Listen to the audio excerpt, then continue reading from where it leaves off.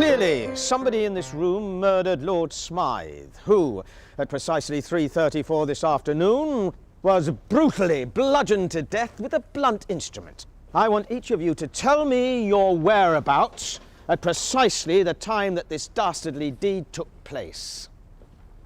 I was polishing the brass in the master bedroom. I was buttering his lordship's scones below stairs, sir. Why, I was planting my petunias in the potting shed.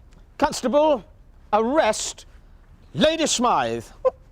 But how did you know? Madam, as any horticulturist will tell you, one does not plant petunias until May is out. Take her away. That's right, madam. It's just a matter of observation. The real question is, how observant were you?